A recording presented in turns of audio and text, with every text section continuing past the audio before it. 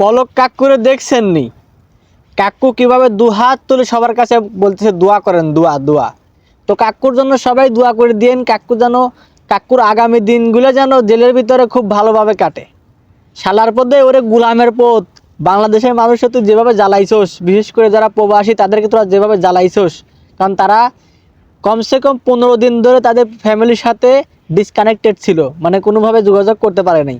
তুই যেভাবে জ্বালাইছোস তোর জন্য মানুষ দোয়া করবে। আর তোর আগামী দিনগুলো এমনভাবে কাটানো উচিত, জেলের ভিতরে শালার পত্রিকাও দেওয়া উচিত না।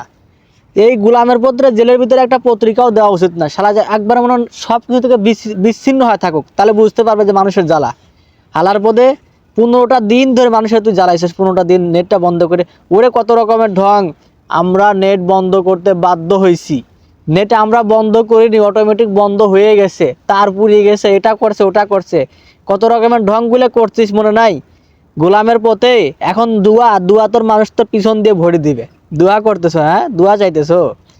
তো সবাই এর জন্য ভালো করে দোয়া করে দেন, যেন যেন আগামী দিন, এর আগামী দিনগুলো জেলের ভিতরে যেন খুব খুব খুব খুব ভালোভাবে কাটে।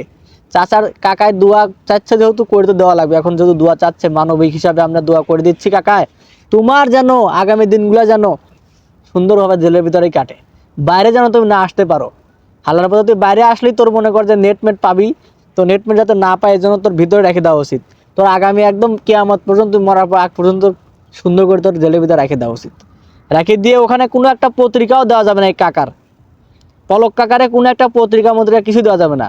ওই এমনিতে জেলের ভিতরে পয়সা মুরুক দেখুক, নেটমেট ছাড়া বা বাইরের সব কিছু ছাড়া, ডিজিটাল সব কিছু ছাড়া কীভাবে মানুষের দিনগুলো কাটে, ওর এইরকম শাস্তি দেওয়া উচিত।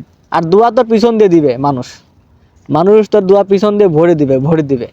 শালার পথে তুই নেট বন্ধ করে কত রকম ভাক্কা শুরু করে দিয়েছিলি, হ্যাঁ গোলামের পথে। নেট বন্ধ করতে বাধ্য হয়েছি, নেট আমরা বন্ধ করি নাই, হয়ে গেছে অটোমেটিক।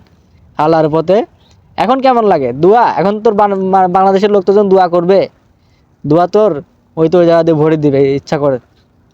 আশায় থাক, তোর দোয়া ভরে দিবে তোর। হালার পথে গোলামের বাচ্চা গোলাম।